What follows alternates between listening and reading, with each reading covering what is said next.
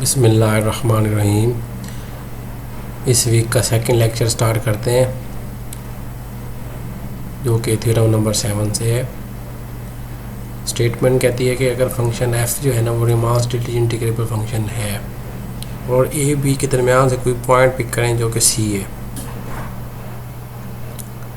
तो f जो होगा ना वो रीमान स्ट्रिक्टली इंटीग्रेबल रहेगा इंटरवल a c तक भी और c से b तक भी। दो हिस्सों में तकसीम कर दिया ना उसको, तो दोनों पार्टीशनिंग पे ही फंक्शन रीमान स्ट्रिक्टली इंटीग्रेबल रहेगा और ये वाली इक्वालिटी भी सेटिस्फाई हो जाएगी कि फंक्शन का जो इंटीग्रल a टू b है उसे हम ब्रेक कर सकेंगे a to c plus c to b। ये रिज़ल्ट आप पहले इसकी स्टेटमेंट की होगी कैलकुलस में बीएससी में। अब ये है इसका हम रीमान स्ट्रिक्टली इंटीग्रेबल केस में प्रूफ भी करते हैं। तकरीबन सेम आइडियाज़ हैं जो पीछे हम यूज़ कर चुके हैं, थोड़ा सा चेंज आएगा एक दो जगहों पे, वो मैं बताऊंगा आपको। फंक्शन रीमान स्ट्रिक्टली इंटीग्रेबल है, प्रूफ को के अंदर हम देखते हैं तो हर पार्टीशनिंग के क्रॉस हर एप्सिलॉन के लिए एक पार्टीशनिंग मिलेगी पी कि हम इनइक्वालिटी 1 को लिख सकते हैं।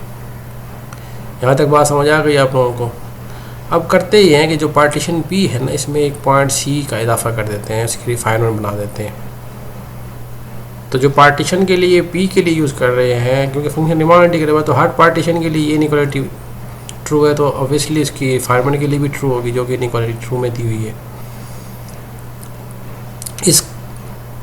इस जो रिफाइनमेंट का मकसद ये है कि अब हम इस पी स्टार को दो हिस्सों में तकसीम करते हैं।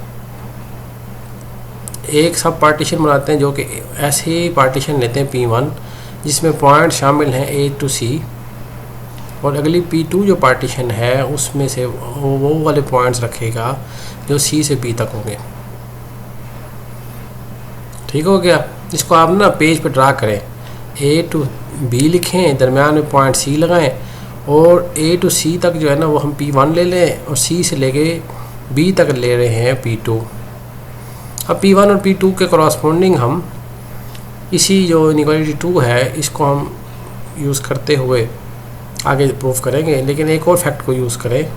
इस फैक्ट को प्रूफ करना है आपने, ये आपकी एक्सरसाइज है 3 कि अपर रीमान सम जो है ना f का with respect to P1 sorry corresponding to P1 plus upper Riemann sum of f with respect to alpha corresponding to P जो है ना वो इक्वल होता है upper Riemann sum of f with respect to alpha corresponding to p steric.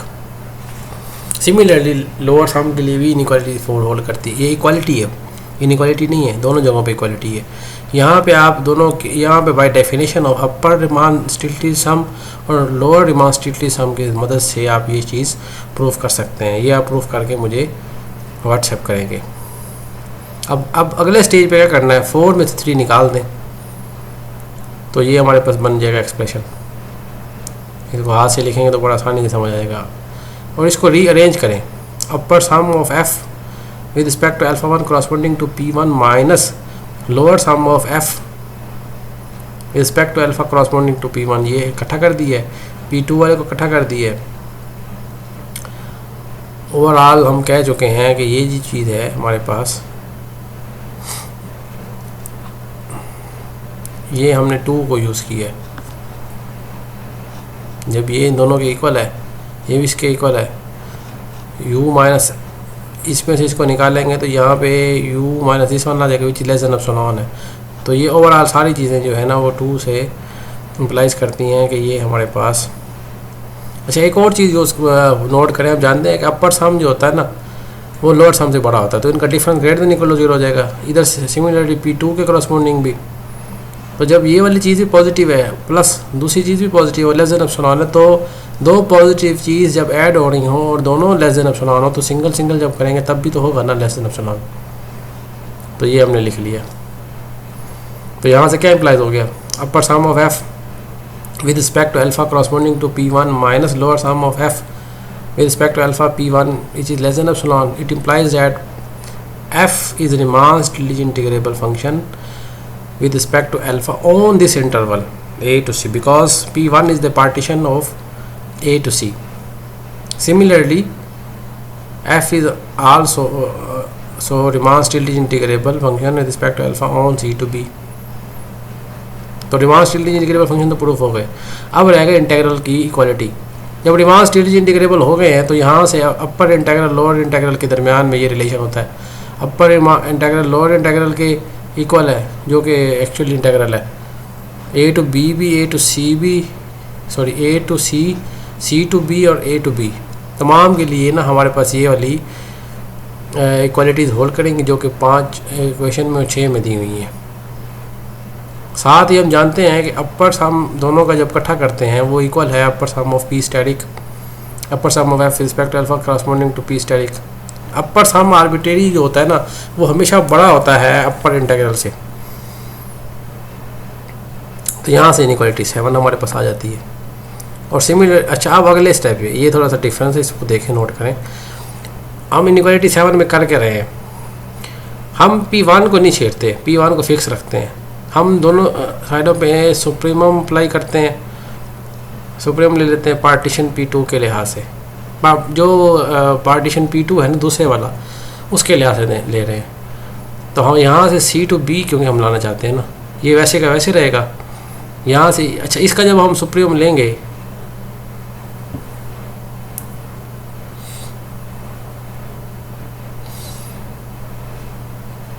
अच्छा यहाँ पे ना इसने थोड़ी सी गलती की, इसे ना सुप्रीम लेना चाहिए था, इसे ना यहाँ पे इन्फीमम लिखना चाहिए था। सुप्रीम नहीं लेना, हमने इन्फीमम लेना है क्योंकि अपर इंटीग्रल लिख रहा है ना। अपर इंटीग्रल के लिए तो अपर सम का इन्फीमम लेना पड़ता है, ऐसे है ना। तो ये थोड़ा सा इसे सही कर लें। Keeping P1 fixed and taking infimum over all P2 yields this inequality, and we know that f is a Riemann still integrable with respect over c to b, so we can write inequality 8। अब P1 के लिहाज से क्या ले लेंगे, अपर सम का infimum ले लेंगे। इधर फिर उसने थोड़ी सी मिस्टेक की, इसे ठीक कर लीजिएगा। a to c आ जाएगा अपर सम, जो कि हमारे पास इनइक्वालिटी 9 आ गई है। अब यहाँ से हमने ये प्रूफ कर दिया इनइक्वालिटी 9 में a to c plus c to b is greater than a to b। ये अपर के लिए हमने ये वाली इनइक्वालिटी प्रूफ की। इसी तरह से लोअर केस के अंदर उसी दोबारा सारे प्रोसेस को हम रिपीट करेंगे और यहाँ पे ना सुप्रीमम आना चाहिए, इन्फीमम नहीं आना चाहिए। इसे ठीक कीजिएगा, इन्फीमम नहीं आना है, इन्फीमम की जगह सुप्रीमम ले लेना इसमें पार्टीशन पी के। तो यहाँ से 2 इनइक्वालिटीज़ आ जाएंगी जो कि 12 में दी हुई इनइक्वालिटीज़ आपके पास। इनको a is less then b and b is less then a हो तो a इक्वल होता है b के। तो वहाँ से 9 और 12 को यूज़ करेंगे तो इक्वालिटी प्रूफ हो जाएगी। इसका कन्वर्स ट्रू नहीं है थ्योरम का। कैसे ट्रू नहीं है कि अगर फंक्शन एफ अल्फ़ा जो है ना वो ए 0 से 2 पे डिफाइन करा है इस तरह से, एफ ऑफ एक्स है 0 से लेके 1 तक, 1 है 1 से 2 तक, इसका ग्राफ ड्रा कर सकते हैं हम लोग। इसी तरह से अल्फ़ा ऑफ एक्स 0 1 ले लिया है, दोनों तकरीबन सेम फंक्शन ले ली हमने। लेकिन इसमें एक चीज़ ज़रा नोट करें, ये ना डिसकंटिन्यूस है। यहाँ पे 0 से 1, 1 से 2,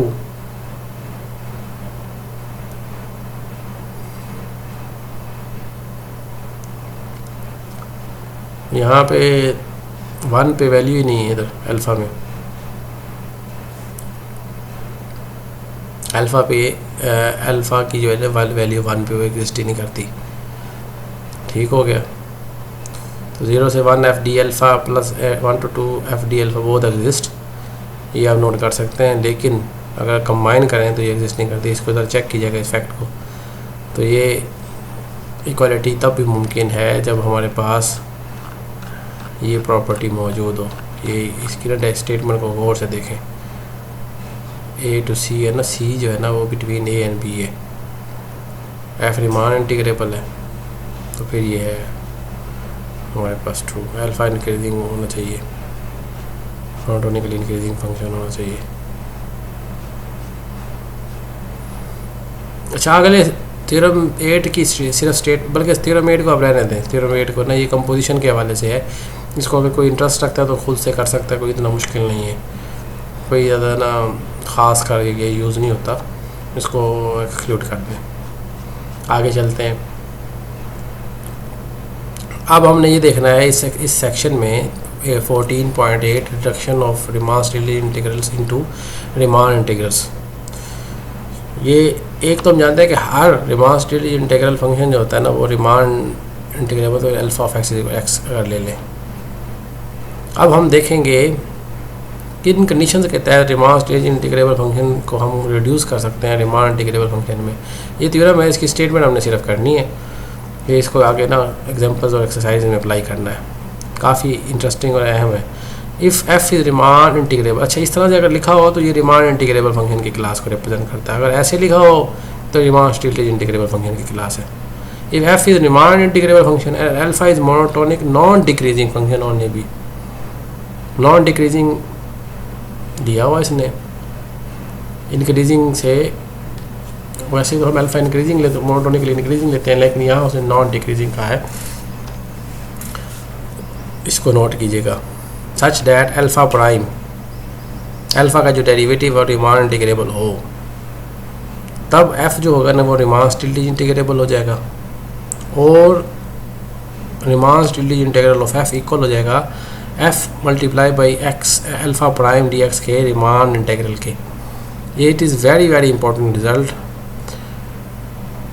ये कैलकुलेशन पॉइंट ऑफ व्यू से इवैल्यूएशंस के हवाले से ना बहुत अहम है कि आप किसी भी रीमान स्टेटली इंटीग्रल फंक्शन को जो ये अल्फ़ा वाली प्रॉपर्टी रखता हो कि फंक्शन अल्फ़ा जो है ना मोनोटोनिकली नॉन डिक्रीजिंग हो और उसका डेरिवेटिव जो है वो रीमान इंटीग्रेबल हो, तब जाके ये इक्वलिटी इंटीग्रल की होल्ड करेगी और एफ जो है ना रीमान स्टेटली इंटीग्रेबल भी हो जाएगा। इसकी स्टेटमेंट करनी है। इसी तरह से अगले रिजल्ट पे आते हैं, उसकी भी स्टेटमेंट करनी है, जिसमें कहता है कि इफ़ एफ इज़ कंटिन्यूस होने भी and alpha has a continuous derivative होने भी, then this equality holds A to B F D alpha is equal to A to B F into X prime D x.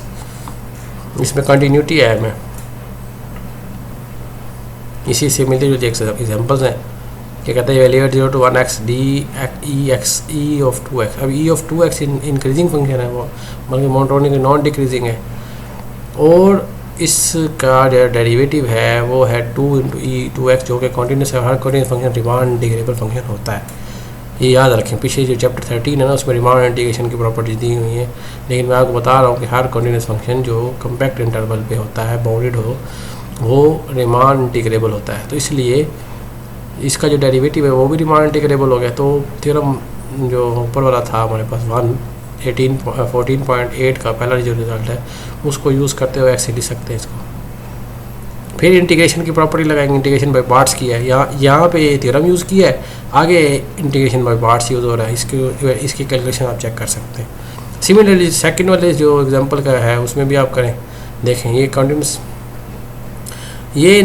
नहीं है। X जो है ना हमारे पास ब्रैकेट फंक्शन दिया हुआ है टी एक्स स्क्वायर के लिहाज से, ये रीमान इंटीग्रेबल तो है, ये रीमान इंटीग्रेबल है, ये रीमान इंटीग्रेबल है। तो और एक्स स्क्वायर है जो है ना मोनोटोनिकली नॉन डिक्रीजिंग है, इसका जो डेरिवेटिव है वो 2x है जो कि रीमान इंटीग्रेबल है क्योंकि कॉन्टिन्यूस फंक्शन है, तो इसको हम ऐसे लिख सकते हैं।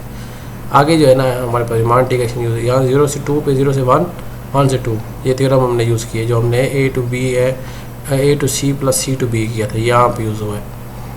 फिर इसको एवेल्यूएट किया, इसकी वैल्यू क्या होती है एक्स ब्रैकेट फंक्शन की 0 times 2x plus 1 times this 1 which is equal to 3।